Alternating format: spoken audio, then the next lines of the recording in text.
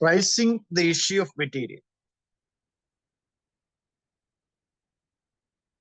The storage ledger, one of the crucial stores, അതായത് pricing of issue material issue ചെയ്യുമ്പോഴുള്ള വിലകൾ എങ്ങനെ നിശ്ചയിക്കപ്പെടും. The storage ledger is one of the crucial store record kept by costing department. Also keep the track of the prices at which the materials were brought and sold addition to the quantity. After making the required adjustments for discount, transportation cost, container cost, etc. Material receipts may be reported at the price at which they are obtained. ഒരു ഗുഡ്സുകൾ ഇങ്ങനെ കപ്പലിൽ കൊണ്ടുവരുന്ന raw materials അല്ല, അതിന്റെ വിലകളുടെ quality നോക്കി വിലകൾ നിശ്ചയിക്കപ്പെടണം. ഓരോ വ്യത്യസ്ത രീതിയിലുള്ള ഗുഡ്സുകൾക്കെല്ലാം വിലകൾ ഡിഫറെന്റ് ആയിരിക്കും. അപ്പൊ ഇങ്ങനെ ഗുഡ്സുകൾ കൊണ്ടുവരുമ്പോൾ അതിനകത്ത് ക്യാഷ് ഡിസ്കൗണ്ട്. ഈ ക്യാഷ് ഡിസ്കൗണ്ട് എന്ന് പറയുന്നത്, cash discount is a supplier allowance for prompt payment of bill with opinions on the treatment in cost account. അതായത് പ്രോംപ്റ്റ് ആയിട്ട് ഗുഡ്സുകൾ വാങ്ങിക്കുകയും എന്നിട്ട് ആ ഗുഡ്സുകൾ അതിന്റെ ബില്ലുകളെല്ലാം കൊടുക്കുകയും ചെയ്യുമ്പോൾ അങ്ങനെ സപ്ലയർ, അതായത് cash discount is a supplier allowance for payment to the bill with opinion to treatment of cost account. Supplier നൽകപ്പെടുന്ന ഡിസ്കൗണ്ട് ആണ് ഈ ക്യാഷ് ഡിസ്കൗണ്ട്. ഇനി trade discount. The invoice shows trade discount is a deduction from the purchase price. യഥാർത്ഥത്തിൽ ഉള്ള വിലയിൽ നിന്ന് കുറച്ച് കൊടുക്കുന്നതിന് പറയുന്ന പേരാണ് ട്രേഡ് ഡിസ്കൗണ്ട്. ഈ ക്വാണ്ടിറ്റി ഡിസ്കൗണ്ട്, അതായത് ഈ quantity discount is a pricing strategy used to encourage bulk purchase. കൂടുതലായിട്ട് ഗുഡ്സുകൾ വാങ്ങിച്ചിട്ടുണ്ടെങ്കിൽ ഈ ഗുഡ്സിന്മേലെ, അതായത് നമ്മൾ ഹോൾസെയിൽ ആയിട്ട് വാങ്ങിക്കുമ്പോൾ, അത് മൊത്തമായിട്ട് ഗുഡ്സ് വാങ്ങിക്കുമ്പോൾ നിലവിലുള്ള പ്രൈസിനേക്കാൾ കുറച്ച് കൊടുത്താൽ മതി. ഇതിനെയാണ് quantity discount. Transportation charges. Transportation charge എന്ന് പറഞ്ഞാൽ the terms of supply may include the free delivery at the purchaser's permission, but most buyers pay this cost. അതായത് ഹോൾസെയിൽ ആയിട്ട് ഗുഡ്സുകൾ അല്ലെങ്കിൽ ബൾക്ക് ക്വാണ്ടിറ്റി ഗുഡ്സുകൾ വാങ്ങിക്കുമ്പോൾ ഈ ഗുഡ്സിന്മേൽ ഈ ഗുഡ്സുകൾ കൊണ്ടുപോയി ട്രാൻസ്പോർട്ടേഷൻ ചാർജ് ഫ്രീ ചാർജ് ആയിട്ട്. ഇനി customs and excise duty. Supplies of tax, excise and customs and octroi to invoice the price which should be added to purchase costs. അപ്പൊ ഈ പർച്ചേസ് കോസ്റ്റിനുള്ള കൂടെ എക്സൈസ് ഡ്യൂട്ടിയും കസ്റ്റം ഡ്യൂട്ടിയും ഒക്ട്രോയ് ഡ്യൂട്ടിയും ഒക്കെ include ചെയ്യപ്പെടും. Next, receiving, inspection, storage material, accounting and purchase department expense. For receiving the inspection and storage material, accounting and the purchase department. ഗുഡ്സുകൾ കൊണ്ടുവരുമ്പോൾ അത് inspection ചെയ്യണം, അത് storage ചെയ്യണം. അങ്ങനെ പർച്ചേസ് ഡിപ്പാർട്ട്മെന്റ് ഇങ്ങനെ മറ്റുള്ള ചെലവുകളും ഉണ്ടാവും. ഈ ചെലവുകളെയാണ് നമ്മൾ അതും ഈ പ്രൈസിനോടുകൂടി ഇൻക്ലൂഡ് ചെയ്യുക. Next, methods of pricing. അതിലാണ് ഫസ്റ്റ് ഇൻ ഫസ്റ്റ് ഔട്ടും. ഈ ഫസ്റ്റ് ഇൻ ഫസ്റ്റ് ഔട്ട് എന്ന് വെച്ചാൽ ആദ്യം വാങ്ങിക്കുന്ന ഗുഡ്സുകൾ ആദ്യം തന്നെ പ്രൊഡക്ഷൻ ഡിപ്പാർട്ട്മെന്റിലേക്ക് അയക്കും. അപ്പോ അതിന്റെ വില ആദ്യം വാങ്ങിക്കുന്ന വില ആദ്യം വാങ്ങിക്കുന്ന ഗുഡ്സുകൾ ആദ്യം കൊടുക്കുന്നെങ്കിൽ അതിന്റെ ആ വാങ്ങിക്കുന്ന വിലയായിരിക്കും.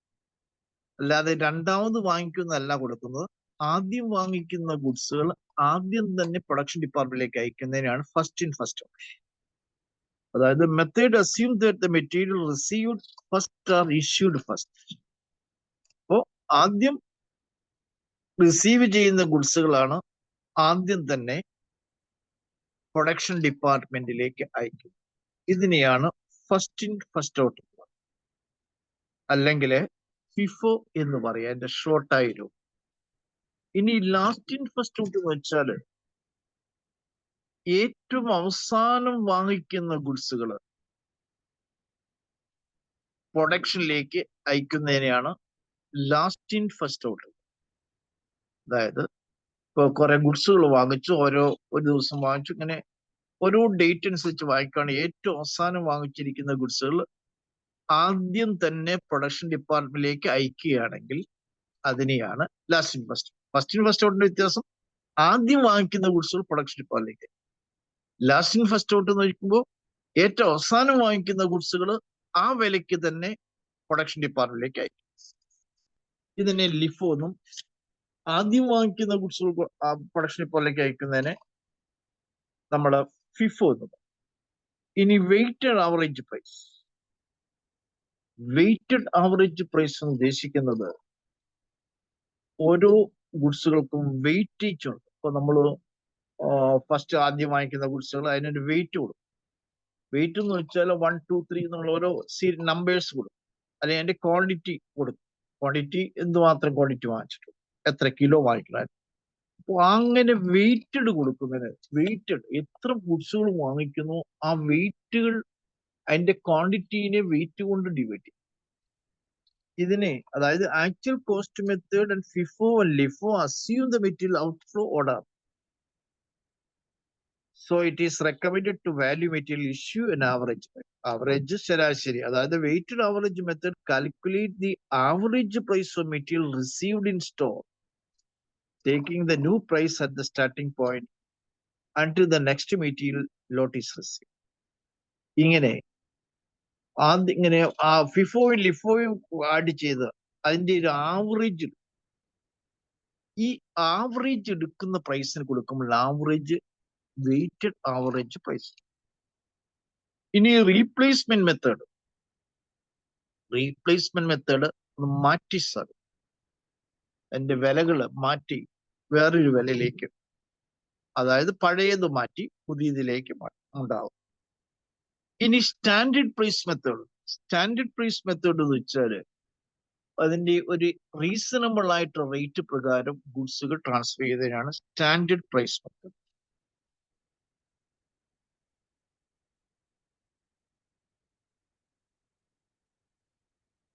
ഇനി ഷോർട്ടേജ് മെറ്റീരിയല് നോർമൽ ലോസ്. ഇപ്പൊ പ്രൊഡക്ഷനിലേക്ക് നമ്മളെ ഗുഡ്സുകൾക്ക് അയക്കുന്ന സ്ഥലത്ത് നോർമൽ ലോസ് വരും. സാധാരണയായിട്ട് ഗവൺമെന്റ് ലോസ്, സാധാരണ വരുന്ന ലോസ്. അബ്നോർമൽ, നമ്മൾ പ്രതീക്ഷിക്കാത്ത രീതിയിൽ വരുമ്പോൾ ലോസിനെയാണ് നമ്മൾ അബ്നോർമൽ ലോസ്. ഇനി അക്കൗണ്ടിങ് ട്രീറ്റ്മെന്റ് ഓഫ് ലോസ് ഉണ്ട്. അക്കൗണ്ടിങ് ട്രീറ്റ്മെന്റ് ഓഫ് ലോസ് എന്ന് പറയുന്നത് normal loss include the factory over cost adjusted by inflated usable material rate cover loss. അതായത് നോർമൽ ലോസിനെ ഇൻക്ലൂഡ് ചെയ്ത് ഫാക്ടറി ഓവർഹെഡിൽ ഇൻക്ലൂഡ് ചെയ്ത് കൊണ്ടുവരുന്നതിനെയാണ് നമ്മൾ അക്കൗണ്ടിങ് ട്രീറ്റ്മെന്റ് ലോസ്. അപ്പോ ഇവിടെ ഫസ്റ്റ് ഇൻ ഫസ്റ്റ് ഔട്ട് കൊടുത്തിട്ടുണ്ട്. അപ്പൊ ആദ്യം വാങ്ങിക്കുന്ന ഗുഡ്സുകൾ, ഇപ്പൊ ആദ്യം ഫോർ എക്സാമ്പിൾ ജനുവരി 1 500 യൂണിറ്റ് വാങ്ങിച്ചു, അതിന്റെ റേറ്റ് 5 ആണ്. അപ്പോൾ അതിന്റെ 500 into 5 2500 വരും. ഇപ്പൊ ബാലൻസ് നമ്മൾ നോക്കുമ്പോൾ 500 ഉണ്ട്, വില 2500. സെക്കൻഡ് പർച്ചേസ് ചെയ്യുന്ന 8-നാണ് 300 ഉണ്ട്, 300, അതിന്റെ വില 5.10, അതായത് 5 രൂപ 10 പൈസ, 1530. അതിന്റെ ബാലൻസ് 500, ഈ 300 കൂടുമ്പോൾ 800. അതിന്റെ ടോട്ടൽ പ്രൈസ് ഈ ആദ്യത്തെ 2500, രണ്ടാമത് 300 into 5 രൂപ 10 പൈസ വെച്ച്, അതായത് 5.10 എന്ന് പറയുമ്പോൾ 1530. ഇത് രണ്ടും കൂടെ ആഡ് ചെയ്യുമ്പോൾ 4030. ഇത് സെയിൽസ് നടത്തുകയാണെങ്കിൽ ഫസ്റ്റ് ഇൻ ഫസ്റ്റ് ഔട്ട് രീതി മെത്തേഡ് നമുക്ക് എടുക്കുകയാണെങ്കിൽ ആദ്യം വാങ്ങിക്കുന്ന ഗുഡ്സ് 600 കൊടുത്തിട്ടുണ്ടെങ്കിൽ ആദ്യത്തെ 500-ഉം പിന്നീട് രണ്ടാമത് വാങ്ങിച്ച 300-ഉം കൂടെ കൂട്ടിയാണ് കൊടുക്കുക. അപ്പോ ആദ്യം വാങ്ങിച്ച 500 5 രൂപ വെച്ചും രണ്ടാമത് വാങ്ങിച്ചത് 300-ൽ 100 എടുത്ത് 5 രൂപ 10 പൈസ വെച്ച് കൊടുക്കും. അപ്പൊ അതാണ് നമ്മൾ ഇഷ്യൂ പ്രൈസ്. ഇപ്പൊ ബാലൻസ് 200 വരുന്നു. അതിന്റെ വിലകൾ അനുസരിച്ച് വിലകൾ അതിന്റെ ഇതിൽ നിന്ന് കുറയ്ക്കുമ്പോൾ, അതായത് എത്രയാണോ സെയിൽസ് നടത്തുന്നത് അതിൽ നിന്ന് നമ്മൾ കുറച്ച് കഴിയുമ്പോൾ ബാലൻസ് ഉള്ളതാണ് 200-ന്റെ അതിൽ നിന്ന് കുറയ്ക്കുമ്പോൾ കിട്ടുന്ന വിലയാണ്. അപ്പോൾ ആദ്യം വാങ്ങിക്കുന്ന ഗുഡ്സുകൾ ആദ്യം തന്നെ പ്രൊഡക്ഷൻ ഡിപ്പാർട്ട്മെന്റിലേക്ക് അയക്കും. അപ്പൊ അത് ഓർഡർ ആയിട്ടായിരിക്കും. അത് ആദ്യം വാങ്ങിക്കുന്ന അതേ ഓർഡർ ആയിരിക്കും.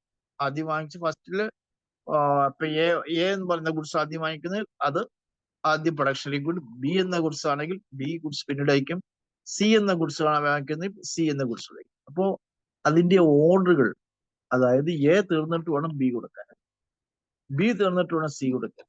അങ്ങനെ ഓർഡർ പ്രകാരം ഗുഡ്സുകൾ കൊടുക്കുന്നതിന് ഫസ്റ്റ് ഇൻ ഫസ്റ്റ്. ഇനി ലാസ്റ്റ് ഇൻ ഫസ്റ്റ് ഔട്ട് എന്ന് വെച്ചാൽ ഇപ്പൊ എ ബി എന്ന് പറഞ്ഞാൽ എ ആദ്യം വാങ്ങിക്കുന്നു, ബി രണ്ടാമത് വാങ്ങിച്ചാല് ബി ആദ്യം കൊടുക്കും പ്രൊഡക്ഷൻ. അത് കഴിഞ്ഞിട്ട് ബാക്കിയുള്ളതാണ് എയിൽ നിന്ന് എടുക്കാം. ഇതിനെയാണ് ലാസ്റ്റ് ഇൻ ഫസ്റ്റ് ഔട്ട്. ഇനി വെയിറ്റഡ് ആവറേജ് മെത്തേഡ് എന്ന് വെച്ചാല് ആദ്യം വാങ്ങിക്കുന്ന ഗുഡ്സുകൾ അതിന്റെ വില കൊണ്ട് മൾട്ടിപ്ലൈ ചെയ്ത് കിട്ടുന്നു. രണ്ടാമത് വാങ്ങിക്കുന്ന ഗുഡ്സുകൾ അതിന്റെ വില കൊണ്ട് മൾട്ടിപ്ലൈ ചെയ്യുന്നു. അപ്പോൾ ടോട്ടൽ എത്ര യൂണിറ്റ് ഉണ്ടോ ആ ടോട്ടൽ പ്രൈസിനെ ടോട്ടൽ യൂണിറ്റ് കൊണ്ട് ഡിവൈഡ് ചെയ്യുമ്പോൾ ഇഷ്യൂ പ്രൈസ്, ഇഷ്യൂ റേറ്റ് ആവും. അതിനെയാണ് നമ്മൾ സെയിൽസ് ആയിട്ട് അവിടെ എടുക്കുന്നത്. ഇനി അപ്പോ ഏറ്റവും അവസാനം വാങ്ങിക്കുന്ന ഏറ്റവും ആദ്യം തന്നെ പ്രൊഡക്ഷൻ ഡിപ്പാർട്ട്മെന്റിലേക്കായി. ഇനി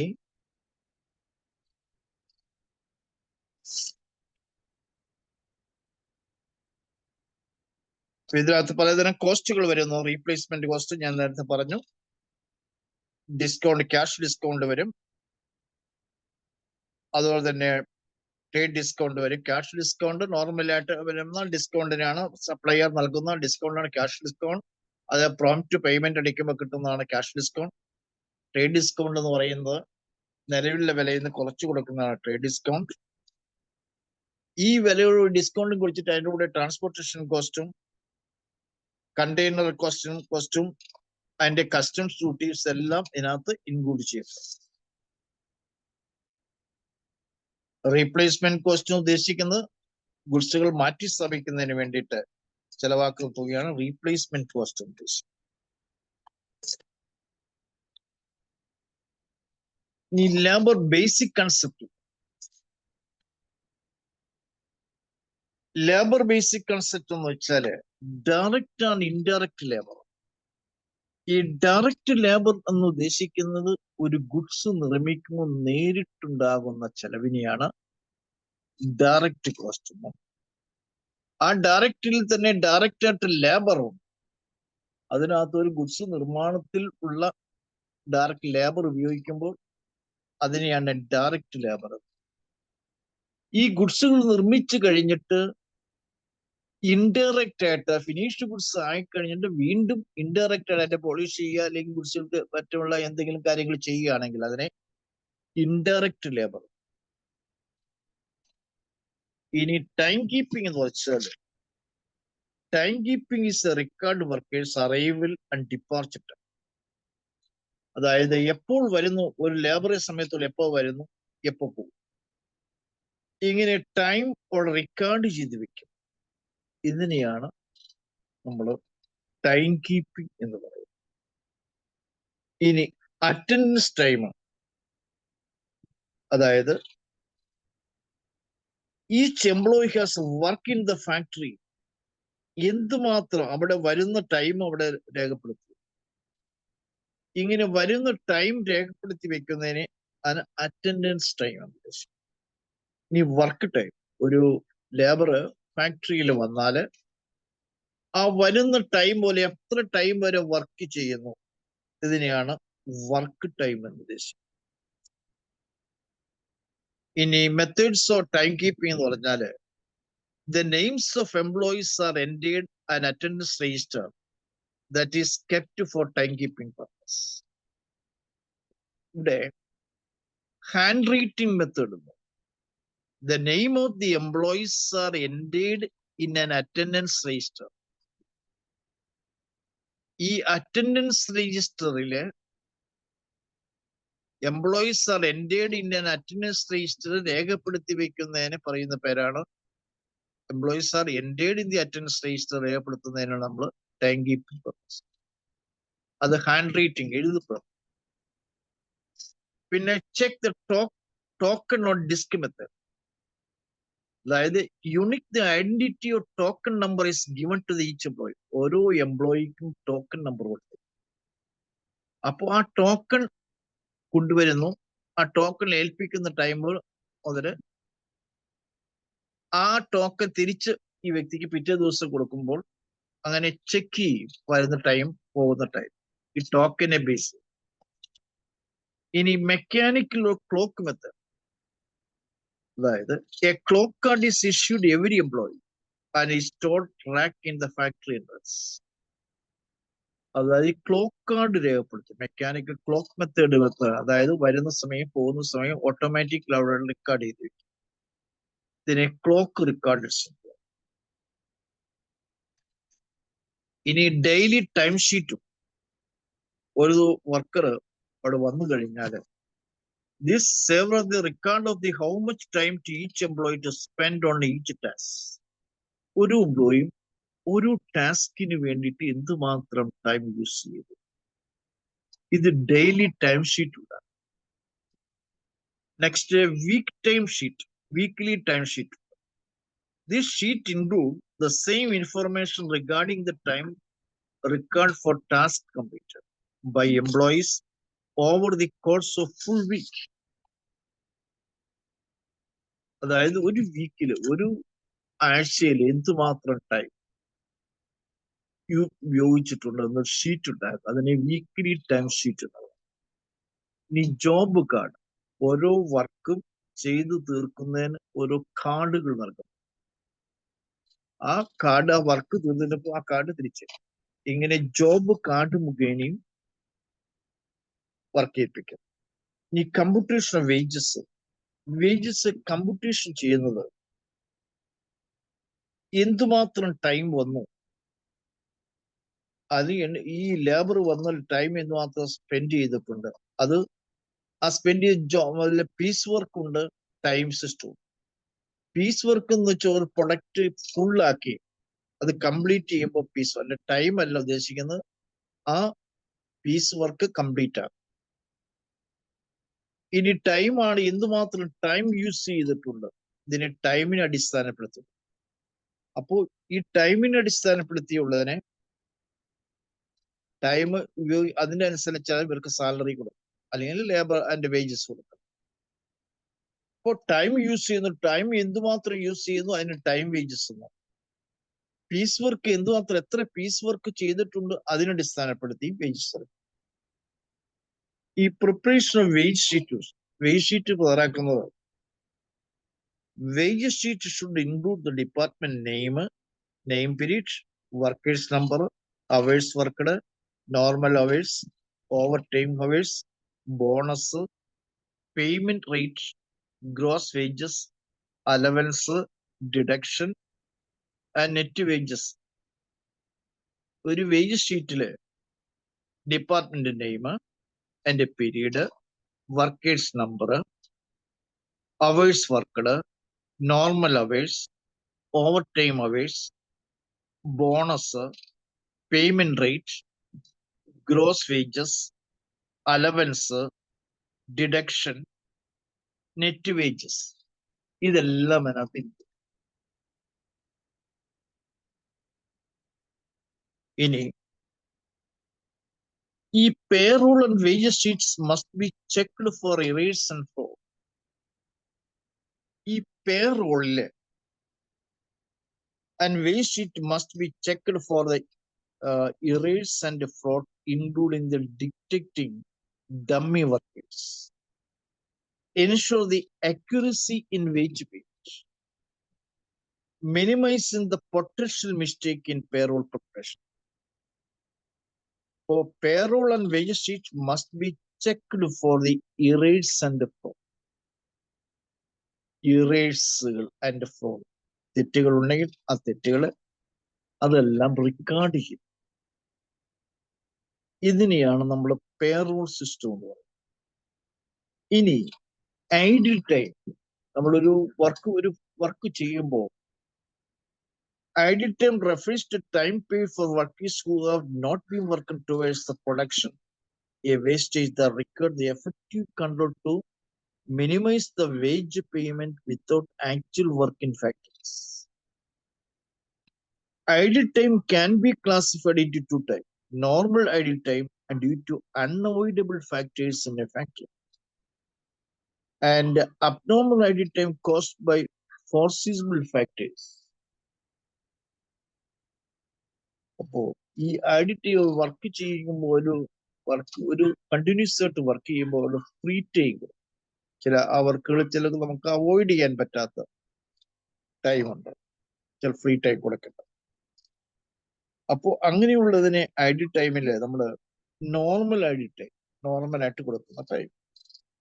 അൺഅവോയ്ഡബിൾ ചില കാര്യം, ഇപ്പോൾ ചിലപ്പോൾ നമ്മൾ അബ്നോർമലായിട്ട് ചില വർക്കുകൾ പെട്ടെന്ന് തീർക്കേണ്ടതായിരിക്കും.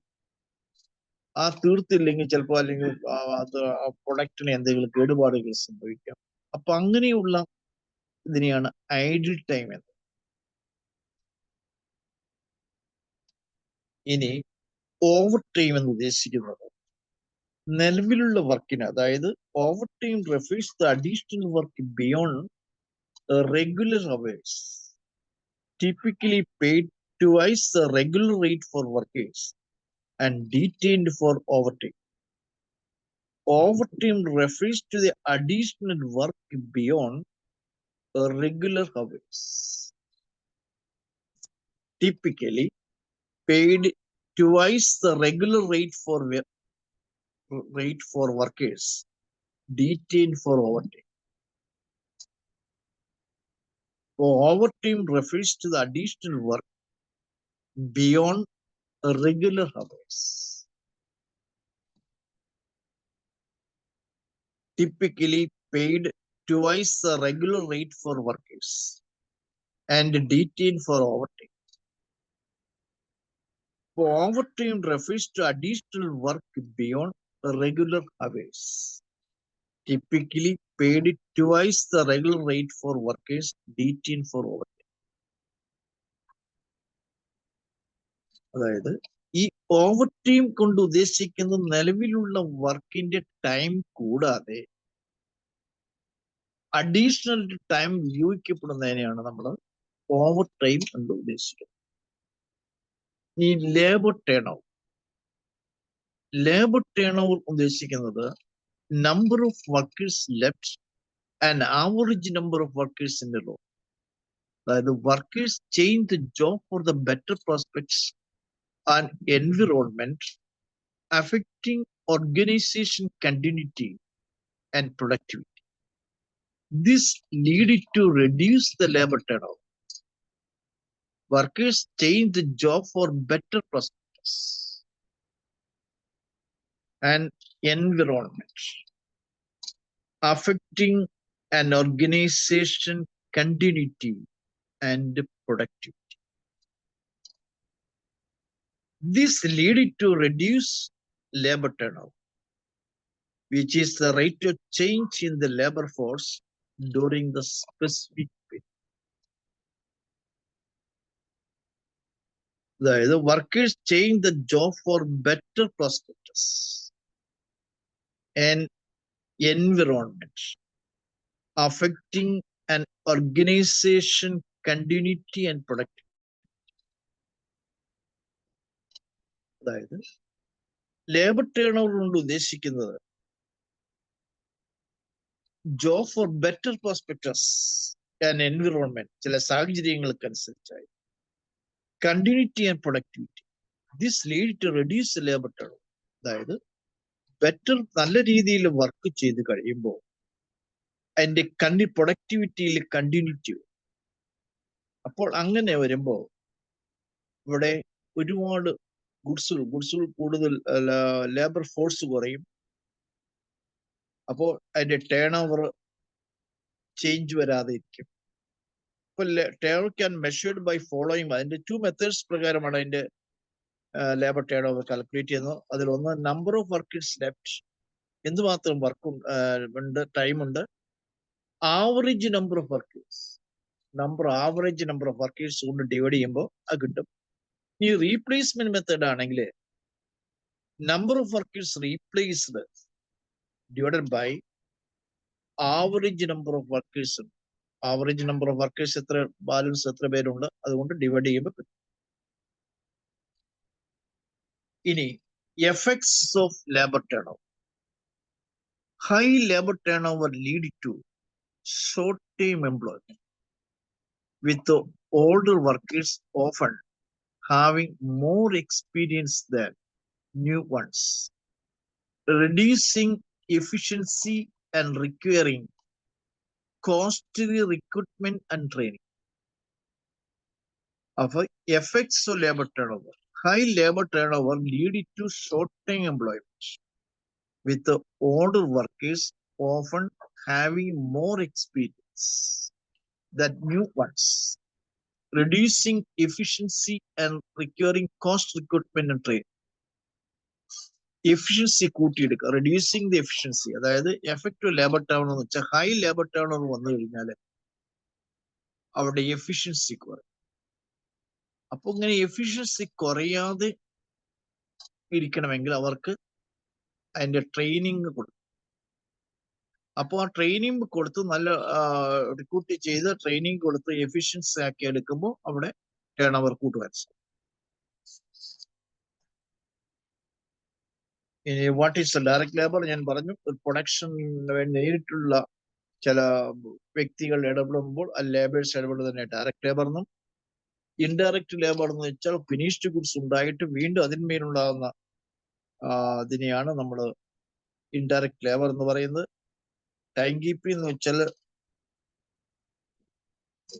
ലേബർ സമയത്തിൽ വരുന്നതും പോകുന്നതുമായ ടൈം റെക്കോർഡ് ചെയ്ത് വെക്കും, അതിനെ ടൈം കീപ്പിംഗ് എന്ന് പറയുന്നു. അതിന്റെ അറ്റൻഡൻസ് രജിസ്റ്റർ കാണും, വർക്ക് ചെയ്യുന്ന കാര്യങ്ങൾ റെക്കോർഡ് ചെയ്യിക്കും, പേറോൾ പ്രോസസ്സിംഗ് ഉണ്ട്. ഇങ്ങനെ ഓരോന്നും ചെയ്തെടുക്കുമ്പോൾ അതിനെയാണ് നമ്മൾ ഈ ലേബർ ടേൺ ഓവറിലെ സമയത്തോളം ഒന്ന് attendance tracking, work hours recording and payroll processing and compliance and legal requirements, നിയമപരമായിട്ടുള്ള കാര്യങ്ങളൊക്കെ നോക്കിയിട്ടായിരിക്കും ഗുഡ്സ് പ്രൊഡ്യൂസ് ചെയ്യുക.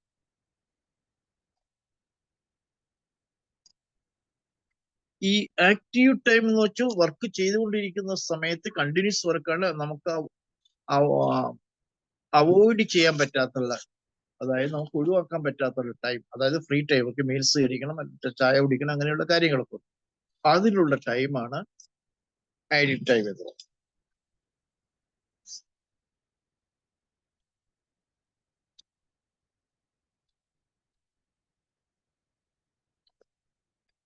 ഇനി അക്കൗണ്ടിങ് ഫോർ ലേബർ. ഈ അക്കൗണ്ടിങ് ഫോർ ലേബർ എന്ന് ഉദ്ദേശിക്കുന്നത് the time wage system is a piece wage system and the balance of debt system is the 3 main ways the wages are paid. അതായത് ഇവർ work ചെയ്യുമ്പോൾ എങ്ങനെയാണ് wages calculate ചെയ്ത് കൊടുക്കുക. അതില് method of wage payment, time wages payment. ഈ time wages payment എന്ന് വെച്ചാൽ എന്തുമാത്രം ടൈം വർക്ക് ചെയ്തിട്ടുണ്ട്, ഈ വർക്ക് ചെയ്യുന്നതിനെ അടിസ്ഥാനപ്പെടുത്തി വേജസ് കൊടുക്കുന്നതിനാണ് ടൈം വേജസ്. ഇനി പീസ് വേജ് സിസ്റ്റം എന്ന് ഉദ്ദേശിക്കുന്നത് അവിടെ ടൈം അല്ല പ്രധാനം, എന്തുമാത്രം പീസ് വർക്ക് ചെയ്തിട്ടുണ്ട്, ആ പീസ് വർക്കിന്റെ ബേസ് ചെയ്തുകൊണ്ട് വേജസ് കൊടുക്കുമ്പോൾ അതിനെ പീസ് വേജസ് സിസ്റ്റം എന്ന് പറയും. ഇനി ഇൻസെന്റീവ് പ്ലാനുകളും, അതില് ഹാൽസി പ്രീമിയം പ്ലാൻ. ഈ ഹാൽസി പ്രീമിയം പ്ലാൻ ഉദ്ദേശിക്കുന്നത് അതായത് total earning of the worker. ഇവിടെ ഏണിംഗ് കൊടുക്കുന്നത് time rate into time taken plus 1/2 times saved the time rate. അതായത് ഈ ഹാൽസി പ്രീമിയം പ്ലാനിൽ ഒന്ന് standard hours and standard work loads are established beforehand. A worker received the bonus for the time saved if she is complete the task sooner than the predetermined standard time. അതായത് അവരുടെ formula time taken അല്ലെങ്കിൽ time rate into time taken plus 1/2 time saved. എന്തുമാത്രം time save ചെയ്തിട്ടുണ്ട് അതിനെ base ചെയ്തുകൊണ്ട് ഇവർക്ക് cash കൊടുക്കുന്നു. അതായത് ടൈം കൂടുതൽ സേവ് ചെയ്തിട്ടുണ്ടെങ്കിൽ ആ സേവ് ചെയ്യുന്നതിന്റെ പകുതി, അതായത് time rate into time taken plus 1/2 time save, ഈ മെത്തേഡില് പ്രീമിയം കൊടുക്കും. അത് ഇൻസെന്റീവ് ആണ്. കൂടുതലായിട്ട് ഒരു ടൈം ഒരു 5-8 മണിക്കൂർ വർക്ക് ചെയ്യുന്നെങ്കിൽ 6 മണിക്കൂർ തീർത്താൽ അവിടെ 2 മണിക്കൂർ സേവ് ചെയ്തു. ഈ സേവ് ചെയ്യുന്ന ടൈമിനും അവർക്കൊരു ഹാഫായിട്ട് ക്യാഷ് കൊടുക്കും. അതിനെയാണ് നമ്മൾ ഹാൽസി പ്രീമിയം പ്ലാൻ. ഈ റോൺ പ്ലാൻ എന്ന് പറയുന്നത് on the basis of time rate, employees are paid for real time taken for to complete the task. പറഞ്ഞിരിക്കുന്ന ടൈമിൽ വർക്ക് ചെയ്താൽ അവർക്ക് ആ ടൈം അനുസരിച്ചുള്ള ക്യാഷ് കൊടുക്കും. ഇനി കൂടാതെ bonus for the time to save, എന്തുമാത്രം ടൈം സേവ് ചെയ്യാൻ പറ്റി അതിന് ബോണസ് കൂടെ കൊടുക്കും. അതിന്റെ ഫോർമുല എന്ന് പറയുന്നത് time save bonus times total earning എന്ന് പറയുന്നത് time save time taken into rate plus time taken into rate and saved months time divided by S. ഇങ്ങനെ ഈ ഫോർമുലയിൽ അപ്ലൈ ചെയ്യുമ്പോൾ അത്. ഇനി ടൈലർ സിസ്റ്റം ഉണ്ട്. ഈ differential piece rate Taylor system പറയുന്നത് the lower rate for below standard performance piece റേറ്റിന്റെ 80%. ഹയർ റേറ്റ് ആണെങ്കിൽ, അതായത് higher rate for standard and above standard performance, അതായത് സ്റ്റാൻഡേർഡ് ടൈമിൽ കൂടെ എബോവ് സ്റ്റാൻഡേർഡ് പെർഫോമൻസ് ആണെങ്കിൽ, അതായത് അതിന്റെ 120% ഒരു സ്റ്റാൻഡേർഡ് റേറ്റ് നിശ്ചയിക്കപ്പെടും. ആ നിശ്ചയിക്കപ്പെട്ടിരിക്കുന്ന നിശ്ചിത ടൈമിന് മുമ്പ് അത് തീർത്തിട്ടില്ലെങ്കിൽ അതിന്റെ 80% കൊടുക്കുള്ളൂ. നിശ്ചിത ടൈമിന് മുമ്പ് അത് തീർത്തു കഴിഞ്ഞാൽ 120% ഹയർ റേറ്റ്. ഇതിനെയാണ് നമ്മൾ ടൈലർ സിസ്റ്റം എന്ന് പറയുന്നത്. ഇനി ഗാർഡ് സിസ്റ്റത്തില്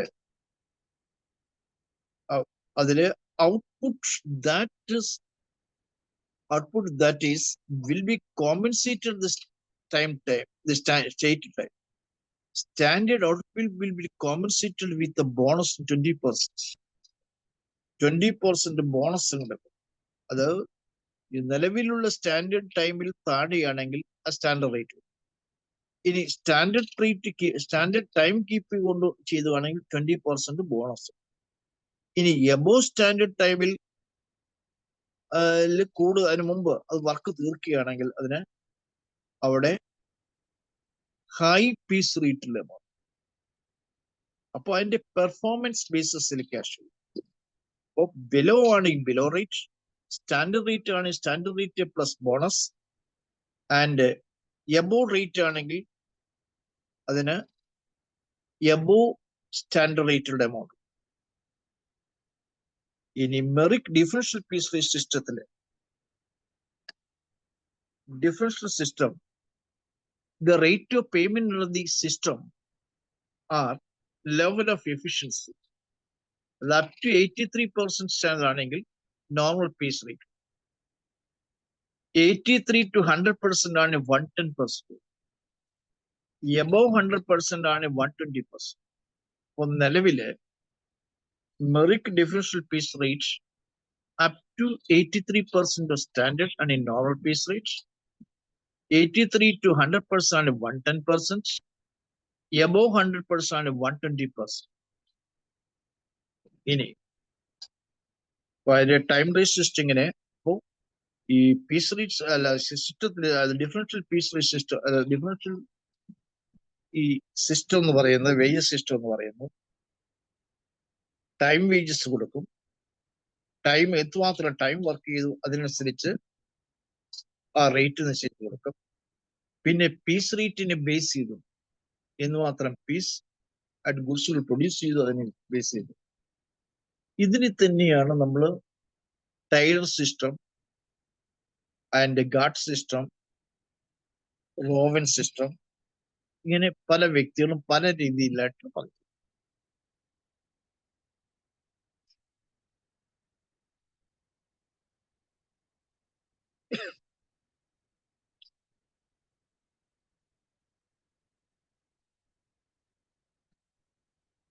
നെക്സ്റ്റ് ഈ ഓവർഹെഡ്സ് എന്ന് പറഞ്ഞാല് പല ചെലവുകളെയുമാണ് ഓവർഹെഡ്സ് എന്ന് പറയുന്നത്.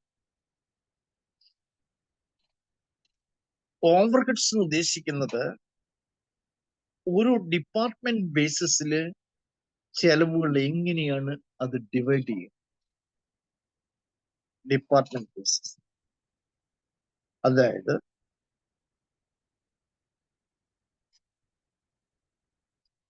അതിന് ഫാക്ടറി അലോക്കേഷൻസ് എന്ന് പറയും. ഈ അലോക്കേറ്റ് ചെയ്യപ്പെടുന്നത് പല രീതിയിലാണ്. അപ്പോൾ ഫോർ എക്സാമ്പിൾ ഡയറക്റ്റ് വേജസ്.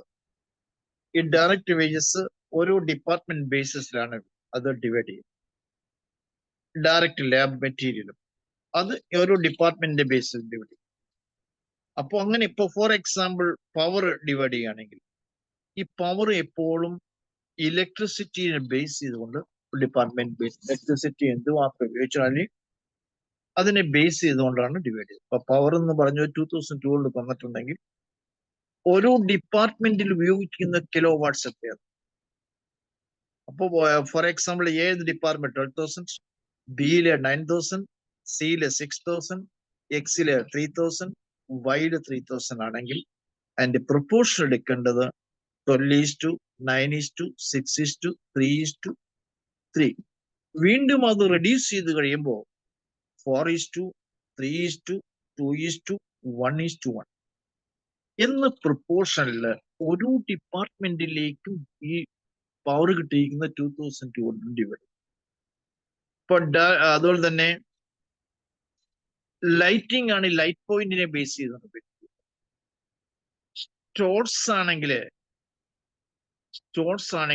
നമ്മൾ അസറ്റ് വാല്യൂവിന് അല്ല material basis. Welfare to staff ആണെങ്കിൽ സ്റ്റാഫിന്റെ നമ്പറിനെ അടിസ്ഥാനപ്പെടുത്തി. ഡിപ്രീസിയേഷൻ ആണെങ്കിൽ അസറ്റ് വാല്യൂവിനെ അടിസ്ഥാനം. റിപ്പേഴ്സ് ആണെങ്കിൽ അതും അസറ്റ് വാല്യൂവിനെ ബേസ് ചെയ്യണം. ജനറൽ ഓവർഹെഡ് ആണെങ്കിൽ ഡയറക്റ്റ് മെറ്റീരിയൽ ബേസിസ്. ഇനി ജനറൽ റെന്റ് ഓൺ റേറ്റ്സ് ആണെങ്കിൽ റെന്റ് ഓൺ റേറ്റ്സ് എടുക്കുകയാണെങ്കിൽ അതിനകത്ത് ഏരിയ സ്ക്വയർ ഫീറ്റിന് ബേസ്. ഇങ്ങനെ ഓരോ ഡിപ്പാർട്ട്മെന്റിന്റെ റേഷ്യോ എടുത്തിട്ട് ഡിവൈഡ് ചെയ്യും. ഇങ്ങനെ ഡിവൈഡ് ചെയ്ത് ഓരോ ഡിപ്പാർട്ട്മെന്റിലെ എക്സ്പെൻസ് ഡിവൈഡ് ചെയ്യുന്നതിനെ നമ്മൾ അലോക്കേഷൻ എന്ന് പറയും. Allocation department. അപ്പോൾ ഇത് ഡിപ്പാർട്ട്മെന്റ് ബേസിസിൽ ഇതിനെ പല രീതിയിൽ ഡിവൈഡ് ചെയ്യാം. ഒന്ന് അപ്പോർഷൻസ്, അതായത് റേഷ്യോ ബേസിസിൽ ഡിവൈഡ് ചെയ്യാം. പിന്നെ റീഅപ്പോർഷൻമെന്റ് ഉണ്ട്. റീഅപ്പോർഷൻ എന്ന് വെച്ചാൽ ഡിവൈഡ് ചെയ്തിരിക്കുന്നതിനെ അടിസ്ഥാനപ്പെടുത്തി വീണ്ടും അത് ഡിവൈഡ് ചെയ്യും. അതിനെയാണ് റീഅപ്പോർഷൻമെന്റ് എന്ന് പറയുന്നത്. പിന്നെ റിപ്പീറ്റഡ് ഡിസ്ട്രിബ്യൂഷൻ, അത് ഡിവൈഡ് ചെയ്ത് ഏറ്റവും ചെറുതാക്കിക്കൊണ്ട് തന്നെ റിപ്പീറ്റഡ് ഡിസ്ട്രിബ്യൂഷൻ.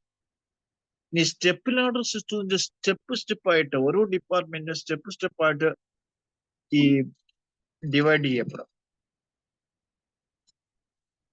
ഓരോ ഡിപ്പാർട്ട്മെന്റിലേക്ക് ഡിവൈഡ് ചെയ്തു.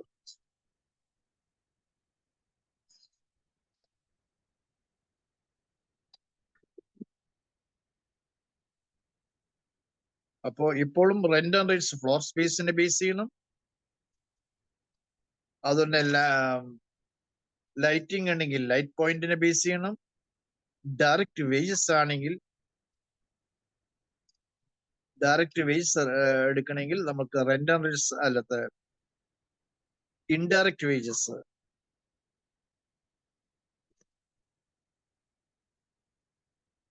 For rent and rates, for space in a base. Indirect wages and direct wages in a base. Depreciation the machine value in a base. Lighting light point in a base. Power the HP in a base. Horsepower in a base. And the sundries in the direct wages in a base. ഇങ്ങനെ ഒരു എക്സ്പെൻസും അതുമായിട്ട് ബന്ധപ്പെട്ട ഡിപ്പാർട്ട്മെന്റുമായിട്ട് ബന്ധപ്പെട്ടതിനെ proportional ബേസിസിൽ എടുക്കാം. ഇങ്ങനെ ഒരു ഡിപ്പാർട്ട്മെന്റിലും expense ഇങ്ങനെ allocate ചെയ്യുന്നതിനെ നമ്മൾ ഓവർഹെഡ് അലോക്കേഷൻ.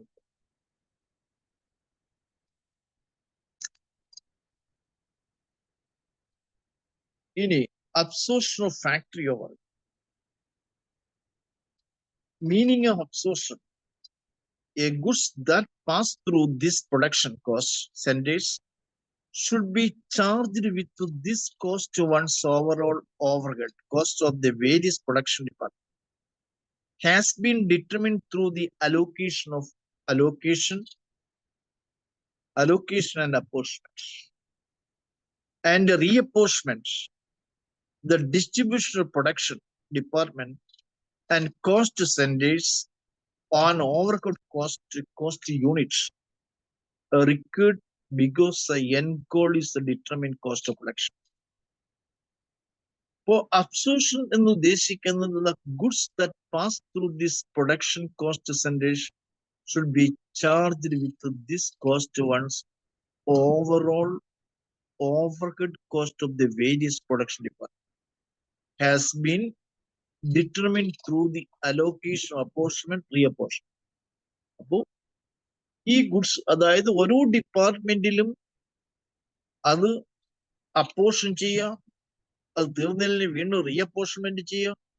ഇങ്ങനെ എക്സ്പെൻസ് അല്ല, അത് പ്രൊപ്പോർഷണലായിട്ട് ഡിപ്പാർട്ട്മെന്റിലേക്ക് കൊടുത്തിട്ട് ഡിവൈഡ് ചെയ്ത് ഇതിന് സാധാരണയായിട്ട് അബ്സോർപ്ഷൻ എന്ന് ഉദ്ദേശിച്ചു. ഈ ഓവർഹെഡ് റേറ്റ് എപ്പോഴും നിശ്ചയിക്കുന്നത് amount of production overhead divided by number of unit produce.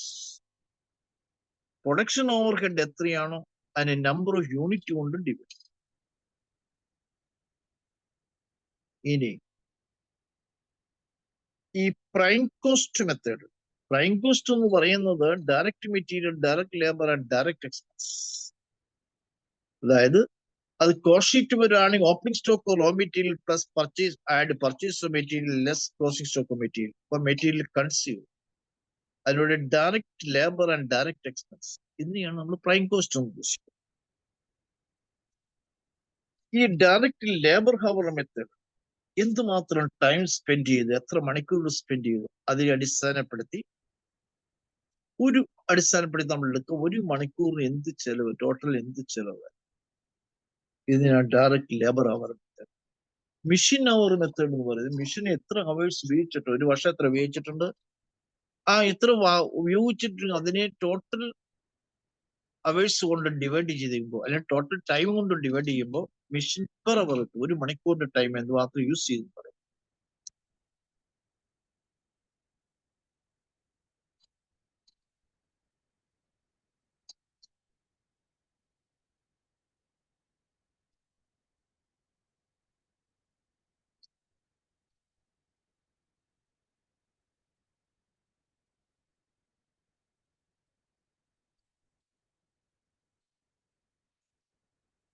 ഇനി machine hour rate. One approach of absorbing overhead is the mission average. Approach the absorbing overhead എന്തുമാത്രം ചെലവുണ്ടായിട്ടുണ്ട്, അത് ഒരു മണിക്കൂറിന്റെ എത്രയാണ്, അപ്പോൾ total expense divided by time എന്ന് മാത്രം time use ചെയ്താണ് ഡിവൈഡ് ചെയ്യുമ്പോൾ ഒരു മണിക്കൂറിന്റെ എത്ര. അപ്പോൾ ഈ അപ്പോർഷൻഡ് ഓവർഹെഡ്സിനെ നമുക്ക് രണ്ടായിട്ട് തിരിക്കാം. Fixed charges and variable charges. Fixed charges and variable charges. Fixed charge ചില എക്സ്പെൻസിനെ സമയത്തുള്ളൂ. ഈ എക്സ്പെൻസ് എപ്പോഴും ഫിക്സ്ഡ് ആയി. ഇപ്പൊ ഇൻഷുറൻസ് ഫിക്സ്ഡ് ആണ്, ഇപ്പൊ റെന്റ് ഫിക്സ്ഡ് ആണ്, ചിലപ്പോൾ supervisor salary fixed and lighting system fixed. ഇതിന് നമ്മൾ ഫിക്സ്ഡ് ആയിട്ടുള്ള എക്സ്പെൻസിനെ എല്ലാം ഫിക്സ്ഡ് ചാർജസ്. Fixed charges. ഇപ്പോൾ ഫിക്സ്ഡ് ചാർജസിനെ എന്തുമാത്രം ടൈം യൂസ് ചെയ്തു വർക്ക് ചെയ്തു അതുകൊണ്ട് ഡിവൈഡ് ചെയ്യും. അപ്പൊ നമുക്ക് ഒരു മണിക്കൂറിലെത്ത ഒരു മണിക്കൂറിലെ ഫിക്സഡ് ചാർജസ്. ഇനി വേരിയബിൾ ചേഞ്ച് ചാർജസ് വരാം. Repair charges, depreciation, chemicals and other consumer rate. അപ്പോ ഇത് രണ്ടും കൂടി ഫിക്സഡ് ചാർജസും വേരിയബിൾ ചാർജസും ടോട്ടൽ ചാർജസും ഇതിനെ divided by total time to you time, അതായത് ടോട്ടൽ ടൈം അതുകൊണ്ട് ഡിവൈഡ് ചെയ്യുമ്പോൾ നമുക്ക് മിഷൻ പെർ അവർ. ഇപ്പോൾ fixed charges building rent, insurance, supervisors, lighting ഇതൊക്കെ ഫിക്സഡ് ആയിരിക്കും. ഈ ഫിക്സഡ് ചാർജസിനെ എന്തുമാത്രം ടൈം മെഷീൻ വർക്ക് ചെയ്യിപ്പിച്ചിട്ടുണ്ട് അതുകൊണ്ട് ഡിവൈഡ് ചെയ്യും. അപ്പോൾ ഒരു മണിക്കൂറിൽ ഒരു മെഷീൻ വർക്ക് ചെയ്യുന്ന ഫിക്സഡ് ചാർജസ്. ഇനി വേരിയബിൾ ചാർജസ് എന്ന് പറയുന്നത് അതിന്റെ റിപ്പയർസും മെയിൻ്റനൻസും ഡിപ്രീസിയേഷനും കെമിക്കൽസും അതർ കൺസ്യൂം ഇങ്ങനെ വ്യത്യസ്ത വേരിയബിൾ അത് എപ്പോഴും ചേഞ്ച് ചെയ്തുകൊണ്ട് പ്രൊഡക്ഷൻ അനുസരിച്ച് എപ്പോഴും ചേഞ്ച് ചെയ്ത് അങ്ങനെ ചേഞ്ച് ചെയ്തുകൊണ്ടിരിക്കുന്നതിനെയാണ് വേരിയബിൾ ചാർജസ്. അപ്പോൾ ഈ വേരിയബിൾ ചാർജസിന്റെ ടോട്ടലിനെ മെഷീൻ വർക്ക് ചെയ്ത ടൈം കൊണ്ട് ഡിവൈഡ് ചെയ്യുമ്പോൾ അതിന്റെ വേരിയബിൾ എക്സ്പെൻസ് പെർ അവർ. അപ്പോൾ ഫിക്സഡ് ചാർജസും വേരിയബിൾ ചാർജസും അതിന്റെ ടോട്ടൽ എടുത്തു, അതിനെ നമ്പർ ഓഫ് ടൈം ടു, അതായത് എന്തുമാത്രം ടൈം മെഷീൻ വർക്ക് ചെയ്യിച്ചിട്ടുണ്ട് അതുകൊണ്ട് ഡിവൈഡ് ചെയ്യുമ്പോൾ മെഷീന് ഒരു മണിക്കൂറിൽ കിട്ടുന്ന അല്ലെങ്കിൽ മെഷീൻ അവർ റേറ്റ്. ഒരു മണിക്കൂറിൽ എത്ര ചെലവായി?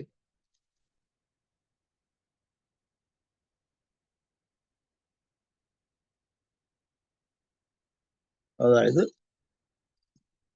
Total standing charges plus total variable expense. Machine hour rate കിട്ടുന്നതിന്റെ ഫോർമുലയാണ് total standing charges plus total variable expense divided by estimated machine hours per operation. Divide ചെയ്ത് കഴിയുമ്പോൾ മെഷീൻ പെർ അവർ.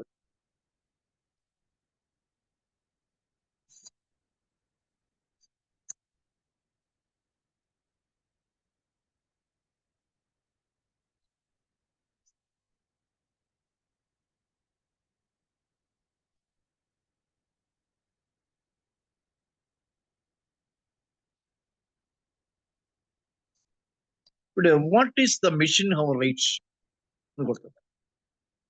എന്താണ് മെഷീൻ അവർ റേറ്റ്? അതിൽ ഫസ്റ്റ് പറയുന്നത് rate at which machine operate per hour. Second പറയുന്നത് cost incurred to run machine for an hour. Next പറയുന്നത് hourly charges for using the machine.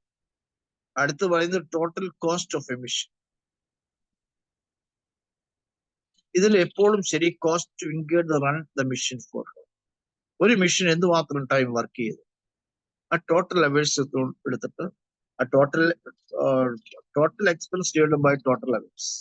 അപ്പോൾ machine hour rate.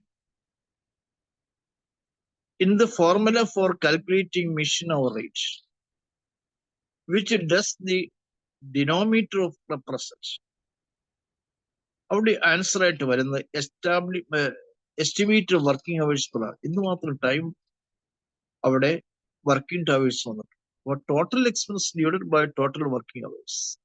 അപ്പോൾ machine hour rate. അടുത്തത് a higher machine hour rate indicate higher machine rate ആണോ ഇല്ലെന്ന് അറിയാൻ വേണ്ടി. അതില് lower hourly cost of running machine, വളരെ കുറഞ്ഞ സമയം, അതായത് hourly cost of running expense കുറവായി. Lower hourly cost of the running machines. അടുത്തത് which factor is a significant component of the machine hour rate. Significant component, വളരെ പ്രധാനപ്പെട്ട ഒരു component. അതിലൂടെ original cost of the machine. മെഷീന്റെ original cost.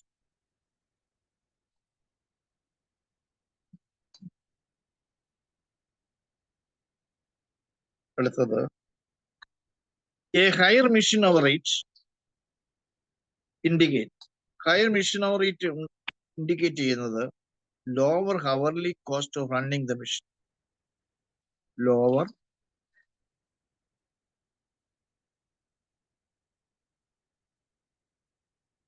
the hourly cost of running machine. അടുത്തത് which factor is a significant component of the machine hourage? അപ്പൊ അതിൽ ശരിയായിട്ടുള്ള answer original cost of the machine. അതിനെ അടിസ്ഥാനപ്പെടുത്തിയാണ് അതിന്റെ ആ component express. Which of the following cost of considered A variable cost of calculating machine hourage? Which of the following can be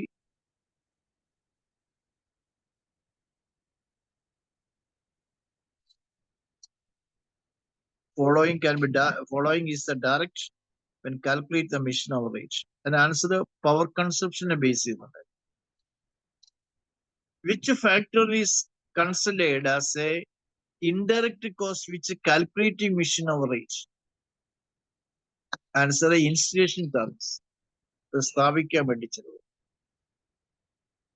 അടുത്ത് which of the following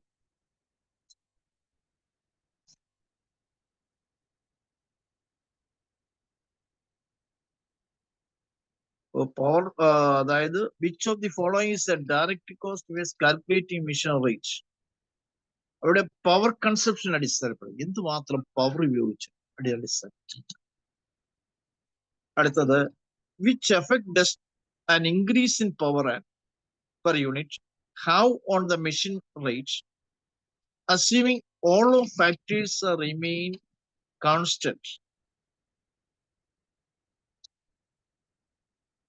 അതായത് what effect does not increase the power cost per unit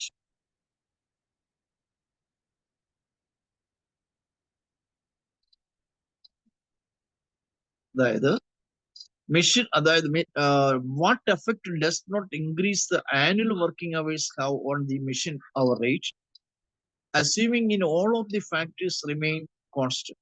ഇവിടെ answer വരുന്നത് machine hour rate decrease ചെയ്തതാണ്. അടുത്തത് which of the following is the direct cost when calculating machine hour rate?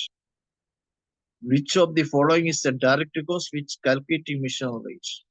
അതിൽ power consumption ഉപയോഗിക്കുന്നതനുസരിച്ച്. അടുത്തത് which cost is a component usually included the estimation of machine hour rate to cover the cost of the machine? അവിടെ answer insurance cost. what effect does increase the power cost per unit have on the machine hour rate? Power cost എന്ന് പറഞ്ഞു. ഇവിടെ answer insurance cost. അതായത് which cost component usually included in the estimation of machine hour rate to cover the cost of the machine ownership? എന്താണ് ഓണർഷിപ്പിൽ consider ചെയ്യും? അതാണ് MHR. അത് increases ആണ്. അതായത് ഇവിടെ ഇൻഷുറൻസ് കോസ്റ്റ് ആണ്. സാധാരണയായിട്ട് എന്ത് വന്നാലും മിഷൻ hour റേറ്റിൽ വ്യത്യാസം ഇല്ലാതിരിക്കും. അടുത്തത് which of the following variable cost in calculation of machine hour rate? അതിൽ variable expense പെട്ടാണ് repairs.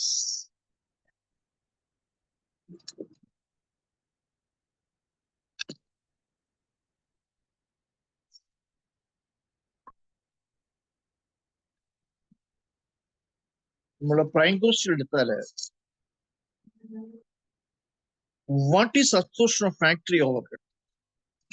What is absorption of factory overhead എന്ന് ചോദിച്ചാൽ answer the process of allocating factory overhead to production. Factory overhead to പ്രൊഡക്ഷനുമായിട്ട് ബന്ധപ്പെട്ട്. which of the following is used for absorb factory overhead? which of the following is used to absorb the factory overhead?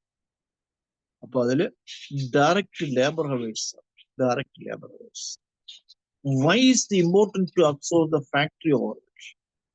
വളരെ പ്രധാനപ്പെട്ട ഏതാണ് അത്? to allocate the indirect cost to product for accurate cost determination. എന്തുമാത്രം direct ആയിട്ട് എത്ര ചെലവായിരുന്നു. അടുത്തത്, which method allocate the factory overhead based on a predetermined rate per unit of activities. അവിടെ answer absorption costing method. ചെലവുകളെല്ലാം ഒന്നിച്ചു കൊണ്ടുവരും. In absorption costing, what happened to fix a factory overhead during periods of low production?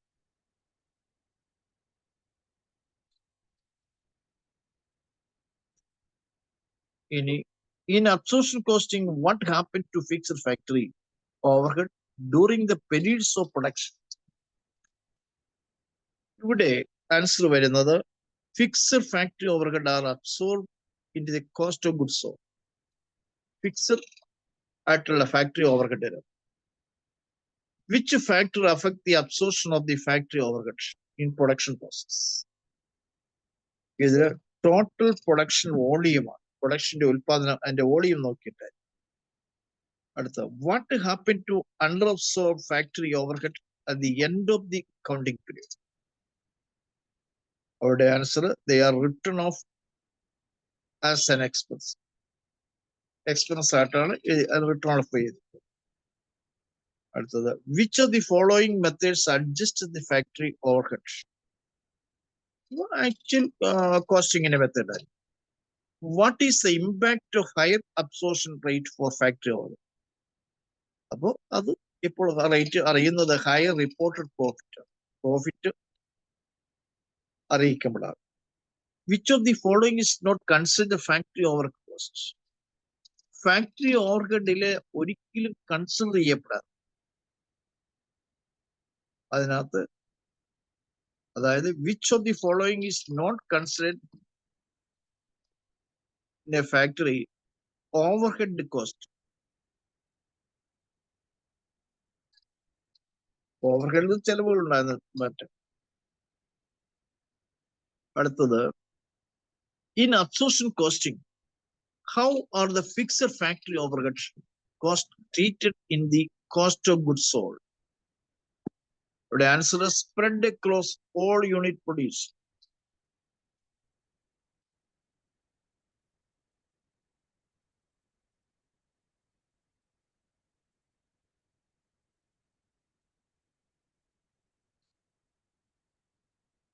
അപ്പോൾ short questions, അതായത് object type questions ചോദിച്ചാൽ അതങ്ങനെ എഴുതും. ഇനി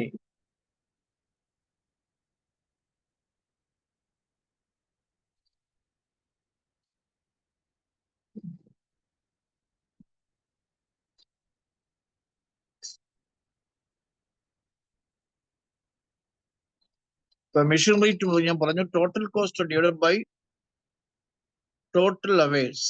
total കോസ്റ്റിനെ ടോട്ടൽ അവേഴ്സ് കൊണ്ട്, ഒരു വർഷമാണെങ്കിൽ ഒരു വർഷം എത്ര അവേഴ്സ് വർക്ക് ചെയ്തിട്ട് വെച്ചാൽ അതുകൊണ്ട് ഡിവൈഡ് ചെയ്യും. അപ്പൊ total cost divided by total overheads. Per unit ആണ് യൂണിറ്റ്, മന്ത് ആണ് മന്ത്, ഇയർ ആണ് ഇയർ.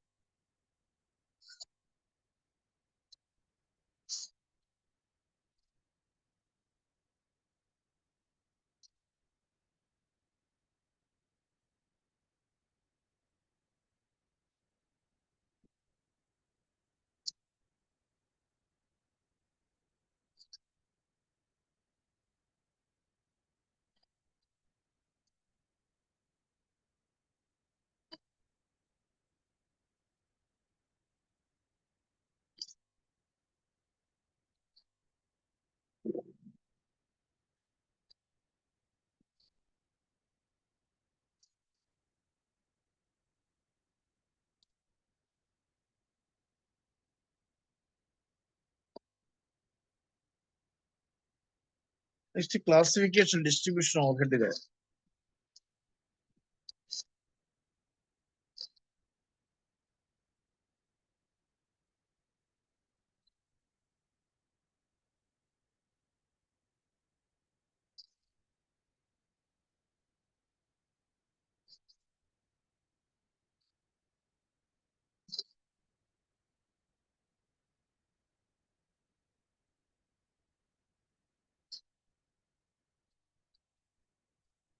ഈ അബ്സോർപ്ഷൻ കോസ്റ്റിന്റെ സമയത്തോട് what is absorption of factory over?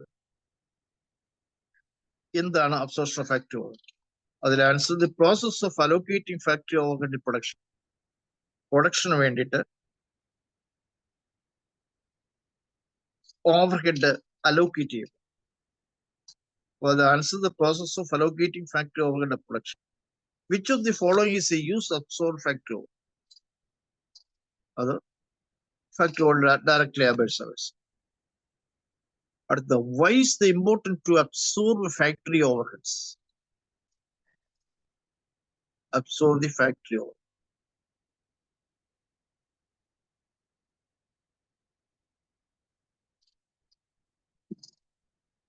അടുത്തത് which of the following is the disadvantage of absorption cost?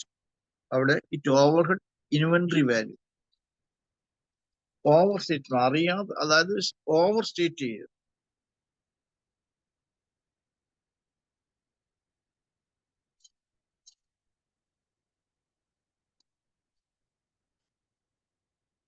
Today